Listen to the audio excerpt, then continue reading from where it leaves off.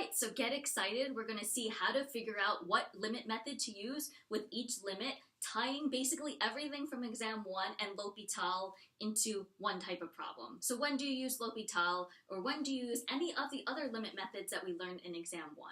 So I recommend that you read the first few pages of that limit review packet on your own, okay, as well as look at the flowchart. And then when I go through the examples, I kind of talk you through each limit method, and then I'll also kind of talk through the flowchart, but it makes more sense to basically read the packet on your own first, and then go ahead and watch this video. So first we think about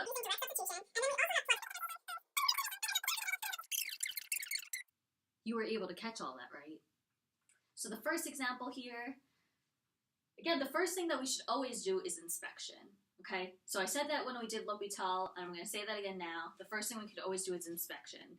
If the function is continuous at the x value that we're approaching, then the inspection is just called direct sub.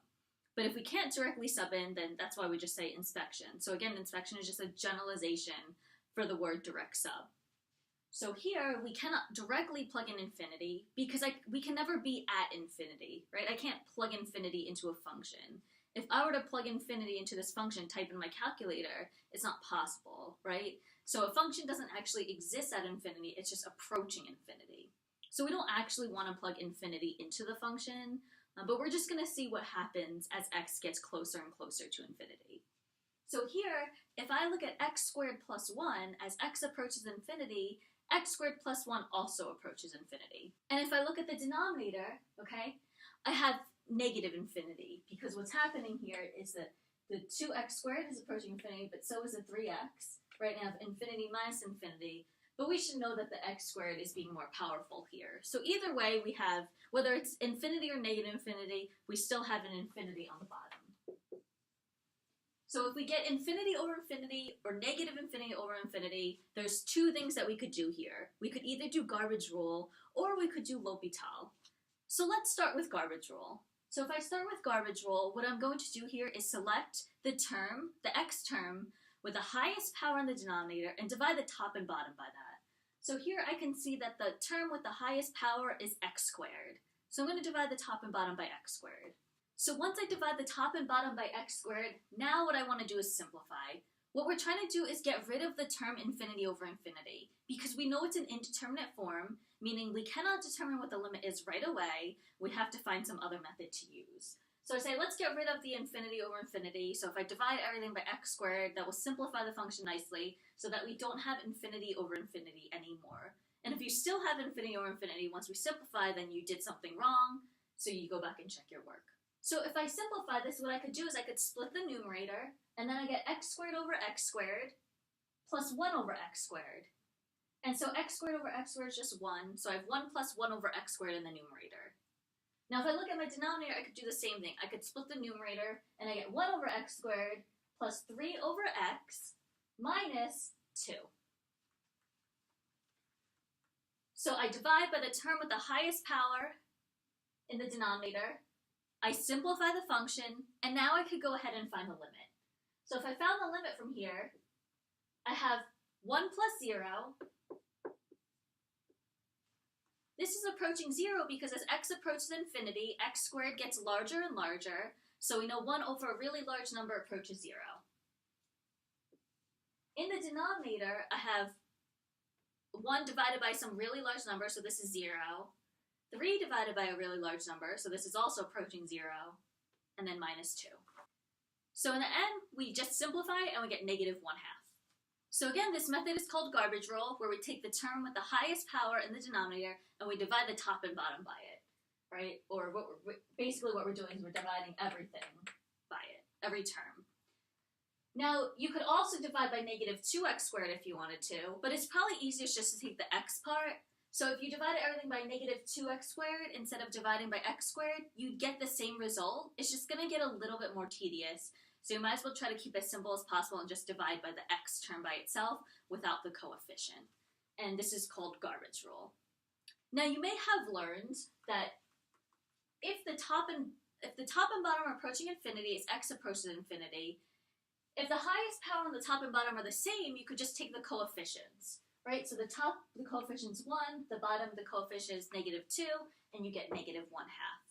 So you could do it that way also, but here's the thing, that if you make a careless error and you just say -2 instead of -1/2, it's really difficult for me to give partial credit since you didn't do any work to get there. So again, you can use it at your own risk. Okay, so if you decide to just take the coefficients here and get -1/2, again, it's a little bit dangerous because often students don't know when you can do that and when you can. So you want to be a little bit careful with that. So again, if you're going to use that, just be careful and understand that if you get it incorrect, I can't give any partial credit because you didn't show any work. So the safest option is to use garbage roll. Or you can do L'Hopital. Okay, and I'll leave L'Hopital as an exercise for you, but you can also do L'Hopital with this problem as well, and you should also get -1/2. Again, we can do L'Hopital when we have infinity over infinity or 0 over 0. So let's move on to example 2. We see here that we have the same exact function, except now, instead of x approaching infinity, x is approaching 0. So when I say, okay, well, if you want to, you could take the coefficient on the top and bottom, just be careful, because if you did it here, you'd get -1/2, which is going to be the wrong answer. So again, if you're going to take the coefficients, if you've learned that in some other class, you just want to be careful about when you can use it and when you can't. And if you don't understand when you can use it, then just don't use it. Again, I don't recommend it, but if that's the way you've learned already, then feel free to use it under the condition that you know that if you get it wrong, you can't get any partial credit because there's no work involved. Right, so here, if I try inspection, right, all I have to do is just plug in x equals 0. In the previous example, x was approaching infinity, and again, like I said, we cannot directly plug in infinity because infinity is not an actual number. We can't ever be at infinity, right? But we could be at 0. We could stand at x equals 0 and be there. So I'm just going to plug in x equals 0 and see what happens. So again, I'm just doing inspection here, or in this case, we could call it direct sub because the function is continuous at x equals 0, so I could just directly plug that in, and I can see here that I could simplify this, right? I don't have an indeterminate form because when I simplify this, I just get 1 over 1, which is my answer. So I see here that when I do direct sub, I plug in x equals 0, I get some finite real number, which is 1, so that's my answer, right? The answer is 1 by direct substitution. I don't have to find any other method. It's just 1 by inspection, or in this case, we could call it direct sub. Again, direct sub is just a specific case of inspection, right? We could say it's direct sub when the function's continuous, but if the function's not continuous, we just say inspection. So let's look at this next example. I see that x is approaching infinity, so let's just try inspection and see what happens. Again, inspection means I'm just going to inspect the form of each term separately. So, for example, if I look at 1 over x to the 8th, okay, well, x to the 8th approaches infinity as x approaches infinity, right? X to the 8th gets larger and larger as x gets larger and larger. So we have 1 over a really large number, which approaches 0. I could say the same thing about e to the x, right? As x gets larger and larger, so does e to the x, right? We have an exponential function. And remember the graph of the exponential function looks like this. Y equals e to the x. So as x gets larger and larger, so does e to the x. So if e to the x gets larger and larger, then 1 over e to the x gets smaller and smaller and approaches 0. And then, if you want to, you could rewrite this if it's easier for you to see. So e to the negative x squared, I could bring that to the denominator to get rid of that negative exponent, and I get 1 over x e to the x squared. Well, this looks more complicated, but realize that x times e to the x squared still gets larger and larger as x approaches infinity. So if the denominator gets larger and larger, I have 1 over a really large number, which also approaches 0. So we have that our answer is 0 by inspection. We don't have to do anything else. We were just able to look at the limit and determine that the answer is 0. Now let's try inspection on this next one. Again, if you want to just call it direct sub, you can. Okay, so direct sub here gives me 3 over 0. So we have this method that I call plug and roll. Again, this is not an official name for this method, but it's just something that I can call it to refer to it as. So I just call it plug and roll, also abbreviated as PIR, which says that if the top is approaching a non-zero number and the bottom is approaching 0, then we know that the limit has to be either positive or negative infinity. Right? Because if I think about 3 over some number close to 0, for instance, if the top was approaching 3 and the bottom was approaching some really, really small number that's close to 0, okay, then we can see here that this is going to be a really, really large number and close to infinity. But the question is, well, which side are we approaching from? Are we approaching 0 from the positive side or the negative side? So I could also be close to 0, but in the negative direction now, and then that would be close to negative infinity.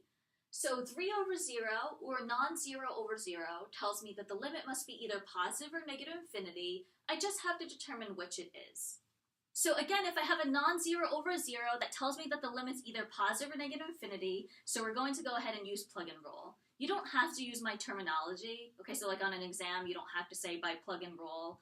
That's okay if you don't want to use it, but you should at least know what it is, so when I refer to it, you'll know what I'm talking about, right? So plug and roll, we'll just say a non-zero over 0 automatically tells us that the limit's either positive or negative infinity. So again, if I have a non-zero over 0, I know the limit is either positive or negative infinity. I just have to determine which. So if I'm looking at x coming from the right of 2, it's either going to approach positive infinity or negative infinity. Well, if I look at values slightly larger than 2, if that number is positive, then I know I have to be close to positive infinity. But if I look at numbers slightly to the right of 2, and my answer happens to be negative, okay, if I plug in numbers slightly larger than 2, then I know I have to be approaching negative infinity. So all I have to do now is determine which side am I approaching? Am I approaching towards positive infinity or negative infinity? So I look at numbers slightly larger than 2, like 2.0001, okay, and I think, is this going to give me a positive or a negative number? Well, I see here that 3 is always going to be positive no matter what. And on the bottom, if I have something slightly larger than 2, well, I'm taking 2 minus a larger number than 2, so that's going to be negative, and a positive over negative is negative. So the limit here is negative infinity for 2 reasons. One is that when I try direct sub, I get a non-zero over 0, and the other thing is that when I look at values slightly larger than 2, I have a negative value, so I know my answer is negative infinity. So if you were given a problem like this, just make sure to specify that we have a non-zero over 0, okay? Because otherwise we can't use plug and roll. For instance, if I tried direct sub and got 5 over 3, then that would just be my answer by direct sub. Or if I tried direct sub and I got 0 over 0, then I couldn't assume that the answer is going to be positive or negative infinity. Right? So you just want to justify why you know that the limit's either going to be positive or negative infinity, which only happens when we have a non-zero over 0. So it's very important that you just specify direct sub gives me 3 over 0. Or you could say direct sub gives me a non-zero over 0. Or whatever you want to say. But it should be somewhere in your solution that direct sub gives a non-zero over 0, and that's why you can assume positive or negative infinity. So back to the example that we had just done, a lot of students just assume that this answer is going to be positive or negative infinity because the limit is one-sided, which is not the case. That's why you have to say that direct sub gives you a non-zero over 0, is because if I have a one-sided limit, it doesn't automatically mean that we have positive or negative infinity, as we'll see in this next example. So this next example, we cannot assume positive or negative infinity just because we have a one-sided limit. So what we need to do first is direct sub. Okay, if I try direct sub here, I'm going to actually get 0 over 0. This makes it a little bit complicated to do direct sub. It takes some calculation here. But let's just assume that when we plug in 5 and we evaluate it, we're going to get 0 over 0. 0 over 0 does not mean that the limit's 0, that the limit's 1, that the limit's infinity, that the limit's undefined or doesn't exist. It doesn't mean any of that. 0 over 0 is an indeterminate form, which means we cannot determine the limit as is. So we need to find another method, and there's 4 of them, right? We could do L'Hopital, we could do factor and cancel, we could do rationalize and cancel, or we could do trig manipulation. Okay, so if you look at the flow chart on the last page of the limits review, you'll see that if we try inspection and we get 0 over 0, it branches out into those 4 possible methods. So we have to think, what can we do here? Well, obviously we cannot do trig manipulation. There's not even any trig here, so that's out of the question. We also can't do rationalize and cancel, because if we were to do that, we would need a radical in there, and we don't have a square root anywhere in the function. So we already ruled out 2 methods. So we could either do L'Hopital, or we could do factor and cancel. Either one will work here. So I'm going to do factor and cancel, and if you want to, you could check L'Hopital on your own. So I notice here that if I factor the numerator, I could factor out an x, and I get x times x minus 5, and then I could factor the denominator. I know that my first term will be 2x times x, and then I think, what can I multiply to get to negative 5? Where if I multiply the inside and the outside, it'll add up to be negative 9, which requires some trial and error, and we get 2x plus 1 times x minus 5. Now we're ready to cancel because here we see that we can cancel the x minus 5's. And the whole point of factoring and canceling is to get rid of that indeterminate form of 0 over 0. So if you factor, you need to cancel something on the top and bottom, otherwise this factor and cancel method doesn't work. Because x minus 5 on the top and bottom is what's making us have 0 over 0, because when I plug in x equals 5, I get 0 over 0. So if you're not able to cancel something out, then you don't want to apply direct sub yet, because you're still going to get 0 over 0, which again is an indeterminate form. So I cancel out the x minus 5's and simplify. And now I could try direct sub here. I get 5 over 2 times 5 plus 1. So now I try direct sub, and I get 5 over 11. And that's my answer. This we could see that we could do by factor and cancel. Again, if you want to do L'Hopital, you can do that as well. Either way will work here. If we have a one-sided limit, again, don't assume it's going to be positive or negative infinity. I know we've seen a lot of practice examples where if we have a one-sided limit, it's often the answer is positive or negative infinity, but you could also do some other methods like L'Hopital or factor and cancel or rationalize and cancel with a one-sided limit, right? Most of the time you've seen it with a two-sided limit, but remember, all the way back from chapter 2, that if the two-sided limit exists, then that means the limit from the right and the limit from the left are equal, so that means this method also applies with one-sided limits, whether it's from the right or from the left. So we can see here that the limit is 5 over 11, and we do have a one-sided limit, right? So one-sided limit, you could still apply other limit methods as well. So looking at this next one, again, you could try direct sub, also known as inspection here, but if I try direct sub, I see here that the top is square root 2 minus square root 2, which is 0, and I see that the bottom is also 0, so I have 0 over 0. So again, if I have 0 over 0, you should recognize that as an indeterminate form, right? The limit's not 0, it's not 1, it's not infinity. We don't know what the limit is, so we have to find some other method to use. So, again, we have 4 options based on my flowchart. We can rule out trig manipulation, because we don't have trig here. L'Hopital, well, it's doable, but probably not ideal just because we have the square roots. So when we take the derivative, it'll get like a little bit complicated, not much.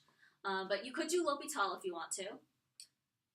Factor and cancel. We can't really factor anything out here, right? There's nothing to factor out, so we can't do factor and cancel. So the last thing we're left with is rationalize and cancel.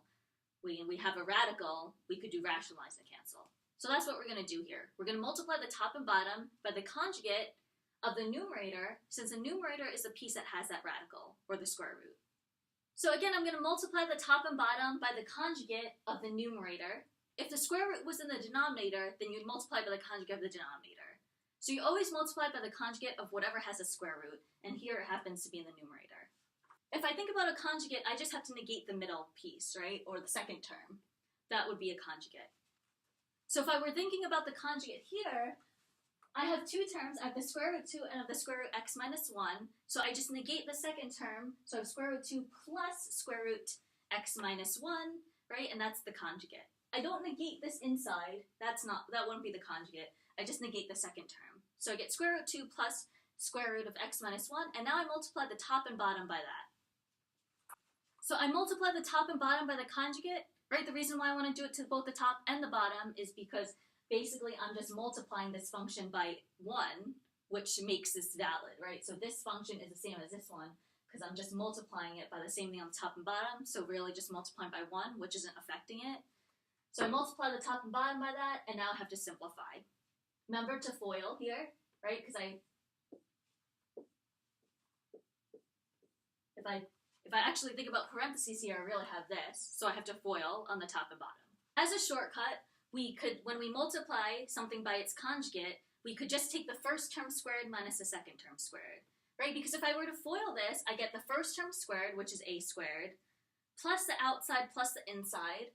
But if I do the outside and I do the inside, I have minus ab plus ab, so those will always cancel when I multiply something by its conjugate. So I don't need the outer and inner, and then I have the last term, which is minus b squared. So again, if I multiply something by its conjugate, I could just take the first term squared minus the last term squared, because the outer and the inner terms will always cancel. And you could use that shortcut if you want.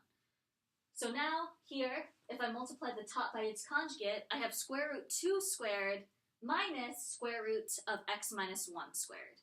And in the denominator, I just multiply across. So I didn't really do much, I just combined it into one fraction, which we know when we multiply fractions, we just multiply across. Now I know that if I square a square root, those will cancel. And now I'm left with this, right? Because the square root and the squares cancel. So now on top, I get 2 minus x plus 1, or in other words, 3 minus x. Here I get 2 minus x plus 1, which is 3 minus x.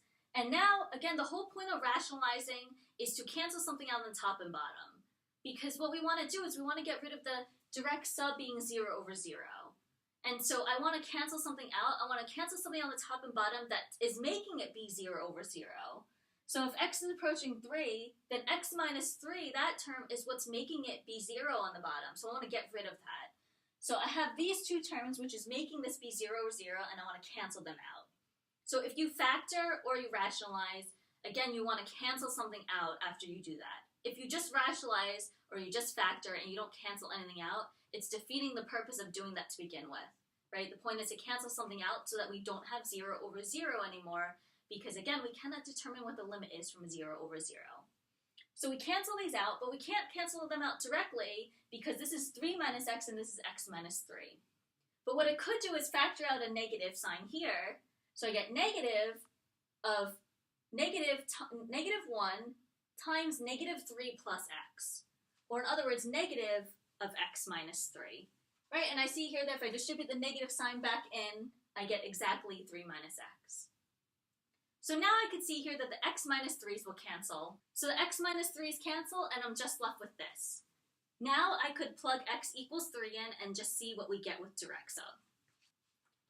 So I plug in, I get square root 2.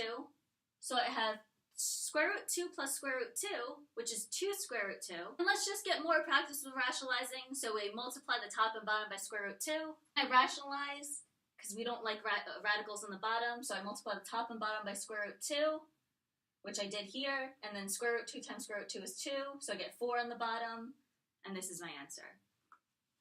So again, notice that this was a one-sided limit. We could do the same thing with a two-sided limit. So that's mostly what you saw in chapter 2, that if we rationalize and cancel, we mostly did this with a two-sided limit, but we could do the same thing with a one-sided. It's not going to affect our answer. Because again, if I tried it with a two-sided limit, this should be our answer. So then it makes sense that if I do a one-sided limit with the same process, I'm still going to get this answer, because if the two-sided limit equals this, then I know the limit from the left and the limit from the right are also equal to this, right? Which we saw that theory in chapter 2. So again, just because we have a one-sided limit, it doesn't mean that the limit's going to be positive or negative infinity. It doesn't mean we're necessarily using plug-in rule. We still have to try other methods, right? So the first thing we look at is inspection or direct sub. We get 0 over 0. I see radicals, so I know to rationalize and cancel.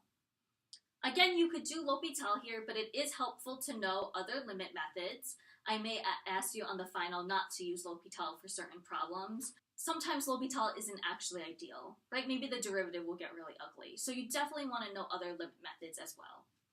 So I think number 7 might be a little bit too complicated, so let's just ditch that problem. I'm going to do this example instead of number 7, which is limit as x approaches 0 from the right of tan inverse of ln x.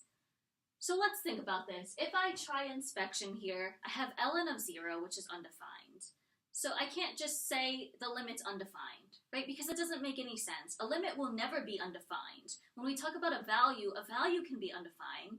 So ln 0 itself is undefined, but it doesn't mean the limit is undefined, right? When we think about a limit, remember, we're just thinking about what happens as we approach it, not what happens when we're at it, right? We're not thinking what happens when we're at x equals 0. We're thinking about what happens as x gets closer and closer to 0. So here, if I get ln of 0, which is undefined, it doesn't mean the limit doesn't exist or that the limit's undefined. All that means is that we're saying x is approaching 0. X is getting closer and closer to 0. So here, if I get something that's undefined, okay, that's what I get with inspection. I get something that's undefined. So if we look at the flowchart, we don't have infinity over infinity. We don't have 0 over 0. We don't have a non-zero over 0. We don't have the 5 other indeterminate forms. So we're left with that last path there, which says other. Okay, and here we could see that we have a composition of functions. the natural log function is being plugged into the tan inverse. So we're going to do this method that I call T sub. Again, not the official name for it. I'm just making up a name for it so that we can refer to it. But basically, it's very similar to U sub for integration. What we're doing here with T sub is we're just chaining the variable. And I just call it T sub instead of U sub to keep the two methods separate. U sub for integration, T sub is for limits. So with T sub, what we're going to do here is make a substitution, right? That's why we call it T substitution. So we're going to let T equal the inside function, right? Similar to what we do for integration with U sub. Sometimes we let U equal the inside function. Again, not always. But so here, I can let T equal the inside function, which will always be true with T sub. For limits, we always let T equal the inside function. So I let T equal the inside function, which is ln x, and now I say, okay, well, what happens to ln x as x approaches 0 from the right? In other words, what happens to the behavior of t? I don't care that ln of 0 is undefined. I just want to know what happens to the behavior as we approach x equals 0. So again, I'm saying as x approaches 0 from the right, what happens to t? Well, again, if t equals ln x, because that's how I defined it, we want to know what happens to t, or what happens to the natural log function. So what happens to the natural log function as x approaches 0 from the right? Well, we could see it from the graph. So you should know these graphs, right, because that will help you a lot with limits. So if I look at this ln x function, as x approaches 0 from the right, we're getting closer and closer to negative infinity. So as x gets closer and closer to 0 from the right, t gets closer and closer to negative infinity because t equals ln x, and we could see that from our graph. So now I'm going to do a change of variables similar to what we do for U sub. So I originally had my limit in terms of x. Now I'm going to convert to a different language and convert that limit to be in terms of t. So I have tan inverse of ln x, but instead of ln x, I'm going to convert that to t. So I know t equals ln x, so I'm going to replace ln x by t. So I replace ln x by t, and then I say, okay, well, I can't just rewrite what x is approaching here, right? Because here I have x and here I have t. We have two different languages at once. Again, similar to what we did with U sub when we have bounds, if I'm integrating with U sub and I convert the integrand in terms of U, but my bounds are in terms of x, that's not correct because we have half U and half x. So same thing here, I can't have half x, half t, so I have to convert this to be in terms of t. So instead I say, okay, well, what happens as x approaches 0 from the right? I want to find the equivalent in terms of t. So here, we were able to figure out that x approaches 0 from the right and t approaches negative infinity are equivalent, right? We know that as this happens, this happens. So these two are equivalent, just like when we change bounds with integration. So instead of saying x approaches 0 from the right, I can say t approaches negative infinity.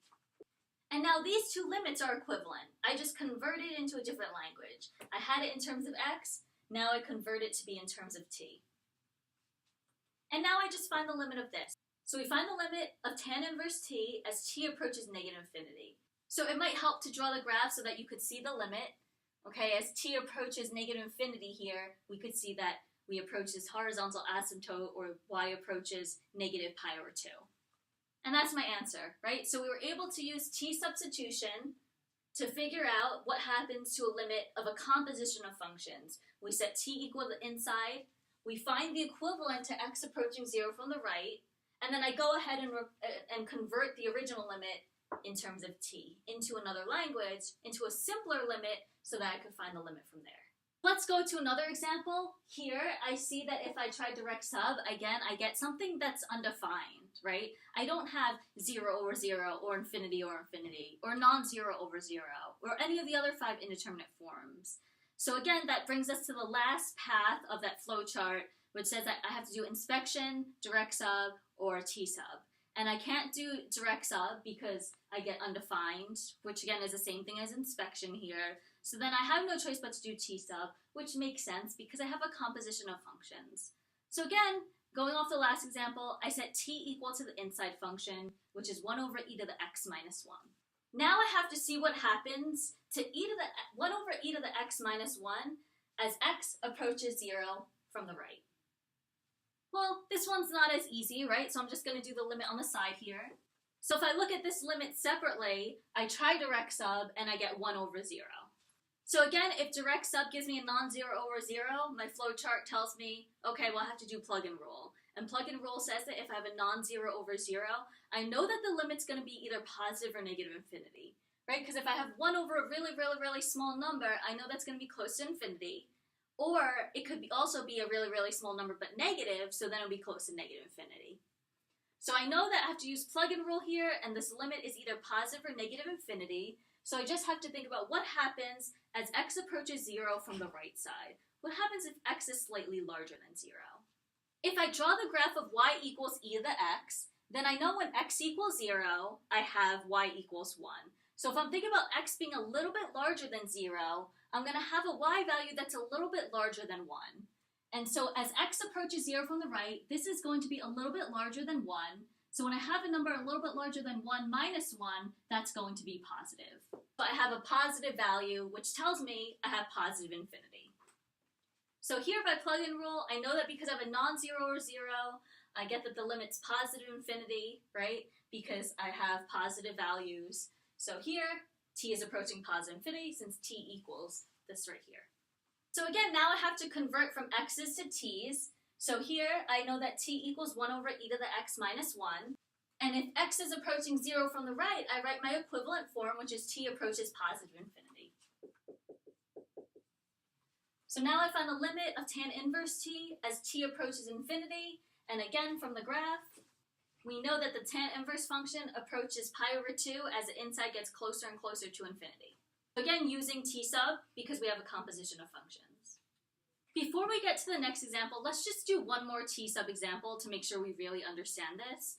Okay, so here I have a composition of functions, so that kind of flags me to use t sub, but also the reason why that I want to use it is because I cannot do direct sub, right? So when we have a composition of functions and we cannot do direct sub, that's when we go ahead and use t substitution here.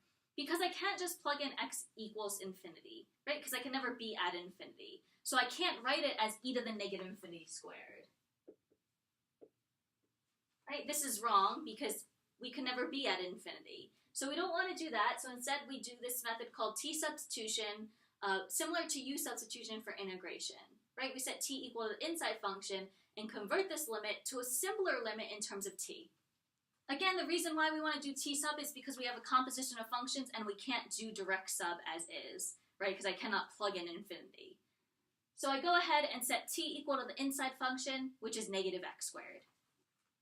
So as x approaches infinity, now I think about what t is approaching. Well, t equals negative x squared. So as x approaches infinity, negative x squared approaches negative infinity. Right, so as x gets larger and larger, we have negative x squared getting closer and closer to negative infinity. So now we could go ahead and make that change with the limit. So again, as x approaches infinity, t approaches negative infinity. And since I defined t to be negative x squared, I could just replace that here. Now we think what happens to e to the t as t gets closer and closer to negative infinity. As t gets closer and closer to negative infinity, y is approaching 0, right? So I have that the limit is 0. And again, that's by t sub, which we do when we have a composition of functions, and then the direct sub won't actually work. So let's take a look at this next one. So here we see that we have, if I try direct sub, I get 0 over 0. 0 over 0 tells me I have 4 different possible methods based, again, on the flowchart. So I could do L'Hopital, which is totally doable here. I can't factor and cancel because I have nothing to factor. I can't rationalize and cancel because I have nothing to rationalize. I don't have a square root.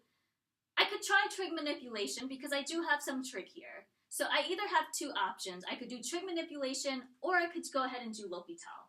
I'm going to go ahead and try trig manipulation first. So we should know the following trig limit. That the limit of sine theta over theta as theta approaches 0 equals 1. So basically all I have to do is get the denominator and the inside of the sign to match, right? And then I should, as long as the inside and this denominator is approaching 0, I should get that the limit's 1. So what I'm going to do here is I'm going to split it up because I almost have this, but I have a sine squared and an x squared. But I know that a squared is the same thing as something times itself. So in other words, sine squared of 3x over x squared is just this, right? So now I could say, okay, well, I just have to get this inside and the denominator to match.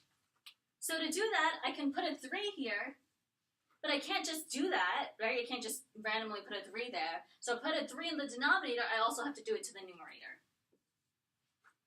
I could do the same thing with the second piece, right? If I put a 3 here, I have to put a 3 in the numerator as well. So now that I do that, I realize that this limit and this limit's just going to be 1, and these are going to be 3's. So again, the limit of sine of 3x over 3x as x approaches 0 equals 1 by this famous trig limit. And I have the same thing twice. So I have 3 times 1 times 3 times 1. And that's 9. So if I tried L'Hopital here, again, I could do L'Hopital because I have 0 over 0. So let's go ahead and find the limit by doing L'Hopital. So I take the derivative of the numerator, which is, I have to apply chain rule here. In fact, I have to do a double chain rule, right? Because here I have 2 times sine of 3x times the derivative of the inside, which is 3 cosine 3x. All over the derivative of the denominator, 2x. So again, you're welcome to do L'Hopital instead of trig manipulation. I will say that for this problem, it's much easier to mess up your L'Hopital than your trig manipulation, because here you have a double chain rule. And if you forget something, some of the piece of chain rule, then you're going to mess up the problem. Whereas here, you just have to know how to break it up. I'll leave it up to you which method you want to use. It'd probably be helpful to know both, just in case you get stuck on the final. Maybe you get stuck with the trig manipulation, or maybe you get stuck with the L'Hopital, so you could use each of the methods as a check, right? So it's always helpful to know both, but if we continue with L'Hopital, we could see here that if I try direct sub, I still get 0 over 0, so there's no way we could simplify this either, right? We can't simplify it before we go ahead and apply L'Hopital, so we have to apply L'Hopital again. So if I apply L'Hopital again, remember I have to take the derivative of the top and go ahead and use product rule now. So now it's going to get even more complicated because I have to do product rule and chain rule. I'll just cross out the 2's here so we don't even have to worry about that. So I'm going to bring this 3 to the front here and just do L'Hopital on that. So I have sine of 3x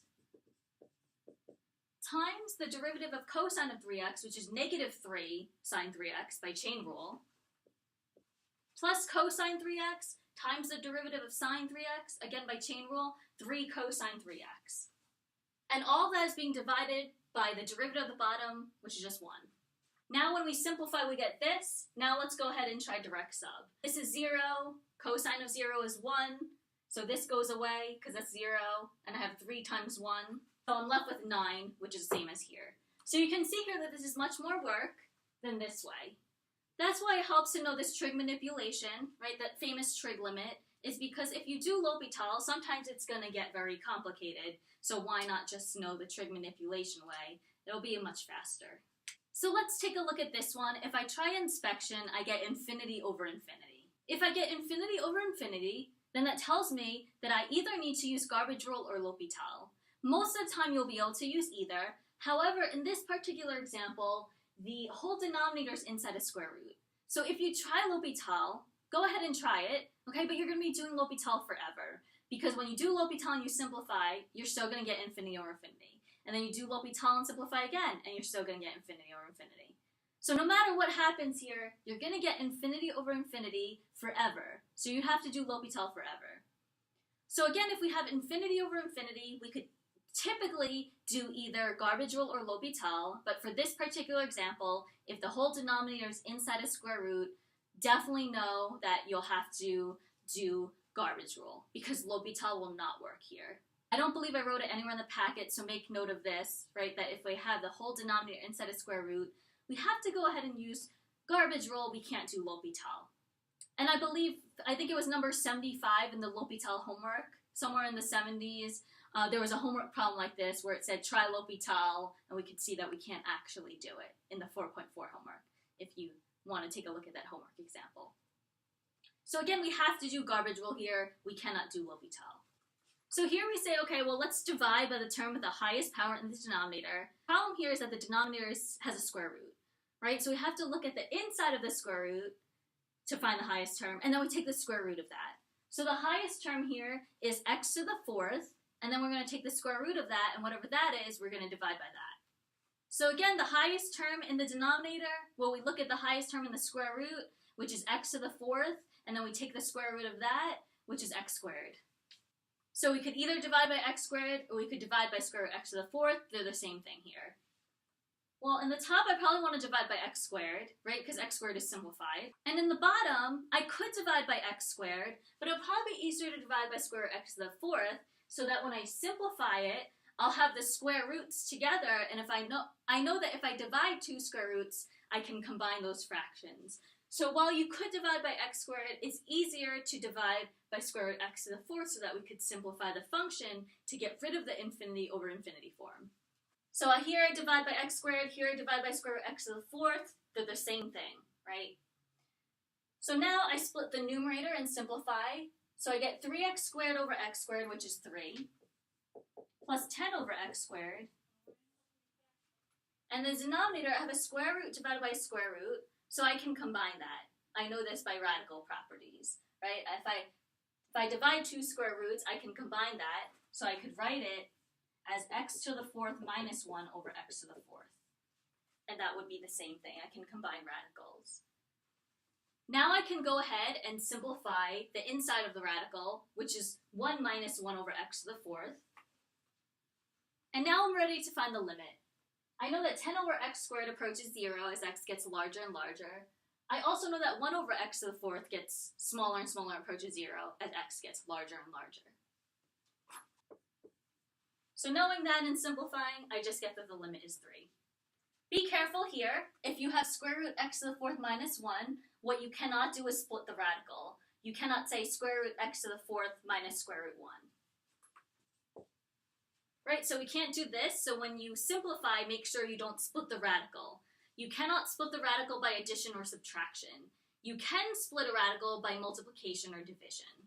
For instance, for multiplication, you could split this up to be square root x to the fourth times square root x cubed, but if you have this, you cannot split the radical up by addition or subtraction. So if I try inspection here, I look at x cubed approaches infinity as x approaches infinity. 2 over x cubed as x approaches infinity approaches 0, and I know that sine inverse of 0 is 0.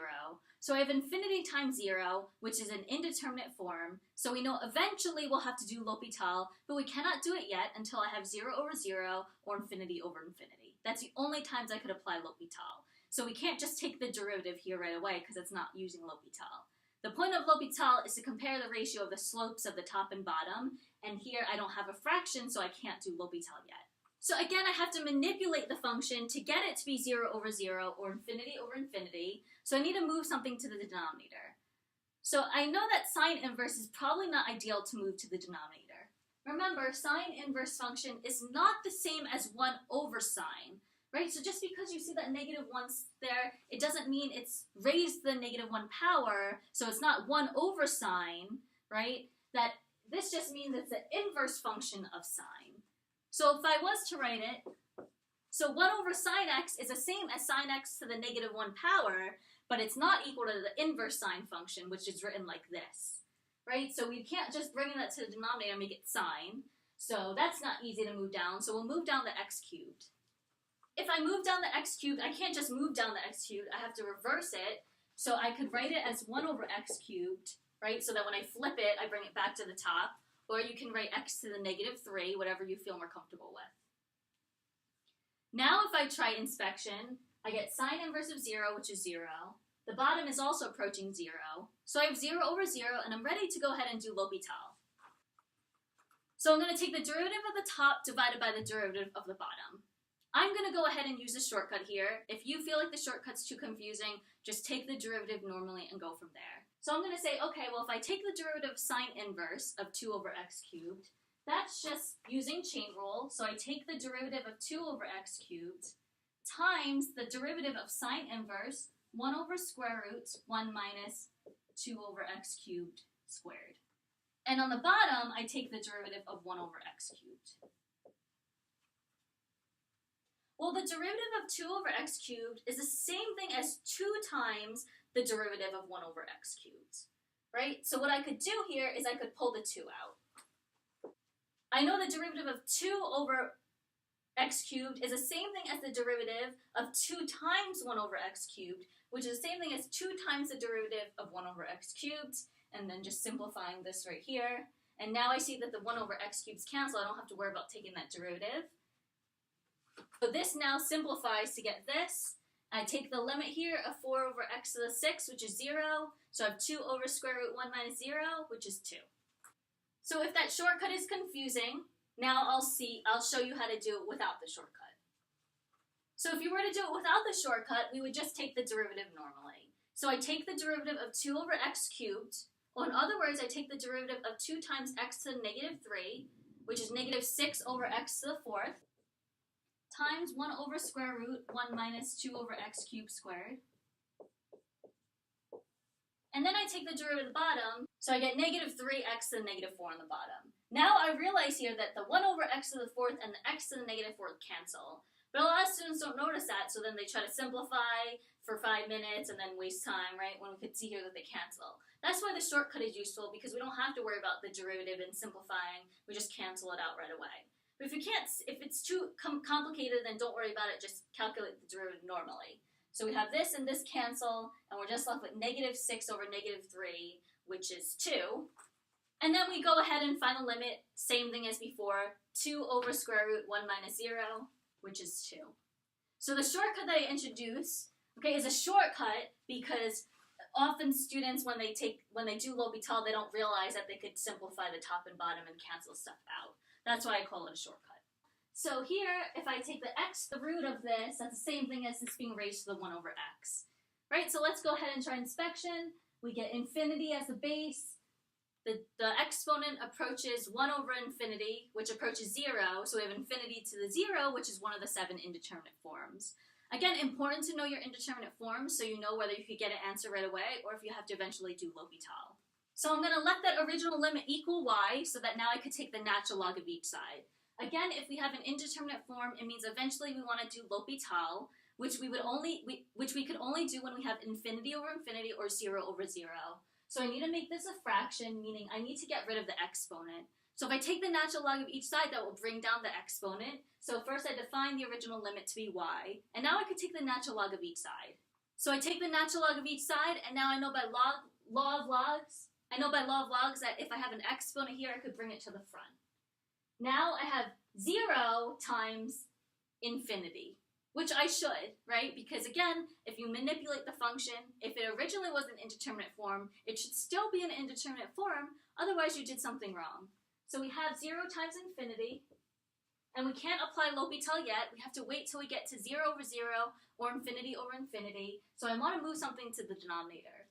Well, I sort of have something in the denominator, just got to move it over, right? Because right now this is times, but if I write this as over x, then that will make it be in the denominator. So now when I try inspection, I get infinity over infinity, and we're ready to go ahead and do L'Hopital.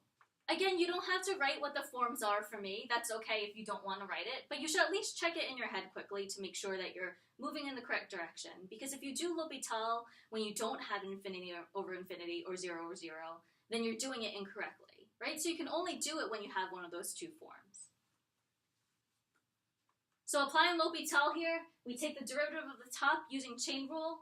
The derivative of the inside here is 1 plus 1 over x times the derivative of the outside, 1 over x plus ln x, right? Or I can just combine it all at once. Take the derivative of the top, which is that, and the derivative of the bottom is just 1. Now I see if I could find my limit. The top is 1 plus 0.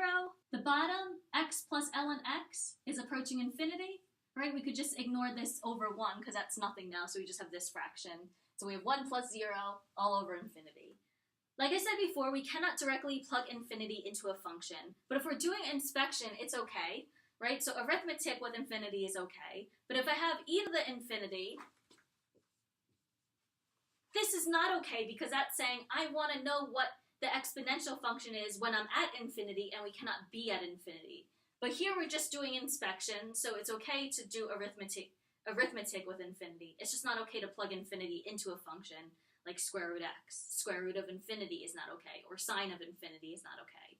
But this is fine right here. So I say that the top is approaching 1 and the bottom is approaching infinity, so we get 0. And the reason why I keep writing L and Y over and over instead of just writing equals, right? I could just forget about this and just write equals over and over. But I have L and Y to remind myself that at the end, I have to solve for Y. Because that's what originally I defined the function to be, is Y equals this, right? Not L and Y. So I don't care what L and Y is, I care what Y is. So I solve, I raise e to each side, and I get Y equals e to the 0, which is 1. If you immediately say that infinity to the 0 equals 1, that's not correct, because infinity to 0 is an indeterminate form. So it could very well be that infinity to the 0 does not get you to the answer of 1. And that's why you have to go ahead and do this L'Hopital. So I'm just going to add one more example here. Okay, so suppose I had this function. Sine of 0 is 0, so if I try inspection, I know that my base is 0, because sine of 0 is 0. And the top is approaching 1 over 0, which we know by plug and roll is infinity. I have 0 to the infinity when I go ahead and do inspection. Again, know your set in an indeterminate form as well, because we should know that 0 to the infinity is not an indeterminate form. 0 to the infinity is just approaching 0. On page 3 of the limits review packet, I indicate that 0 to the infinity is just 0. So the answer is just 0 by inspection, and no need to do L'Hopital here, because we do not have an indeterminate form. So again, know your 7 indeterminate forms. The reason why something like 1 to infinity is indeterminate is because we don't know what side of 1 we have, right? So if the base is approaching 1 from the left side, then that means I'm multiplying 0.999 by itself over and over an infinite amount of times, and that's going to get closer and closer to 0. Right? But if I'm approaching 1 to the right side, if I have something like 1.001, and I multiply that by itself an infinite amount of times, that's going to get larger and larger. So that's why something like 1 to the infinity is indeterminate, because we don't know whether we're approaching 1 from the left or right side, which could totally affect the limit.